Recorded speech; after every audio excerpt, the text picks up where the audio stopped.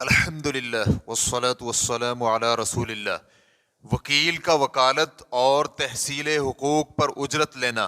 سوال کیا گیا ہے، کیا وکیل کے لیے تحصیل حقوق کی وکالت پر اجرت لینا جائز ہے؟ الجواب بعون اللہ سبحانہ وتعالی، وکالت پر اجرت لینا اور نہ لینا دونوں جائز ہے۔ اجرت کے بغیر وکالت کی دلیل نبی علیہ الصلاۃ والسلام کی یہ حدیث ہے۔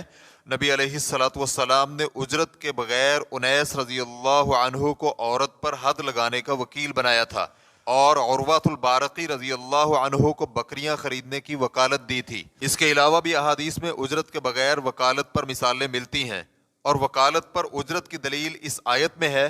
اللہ سبحانہ وتعالی کا فرمان ہے وَالْعَامِلِينَ عَلَيْهَا، اور اس پر کام کرنے والوں کے لیے۔ سورۃ التوبہ آیت نمبر 60۔ اس آیت میں زکوٰۃ اکٹھی کرنے اور عوض کے ساتھ اس کی تقسیم کے حوالے سے وکیل بنانے کا تذکرہ ہوا ہے، جیسا کہ آپ دیکھ رہے ہیں۔ ریفرنس کے لیے دیکھیے تفسیر و اضواء البیان للشنقیطی، جلد نمبر 4 صفحہ نمبر 54۔ واللہ تعالی اعلم۔ اسلام کیو اے ریکارڈنگز، مؤسسۃ الشیخ محمد صالح المنجد، المملکۃ العربیۃ السعودیہ، فتویٰ نمبر 2227۔ والسلام علیکم ورحمۃ اللہ وبرکاتہ۔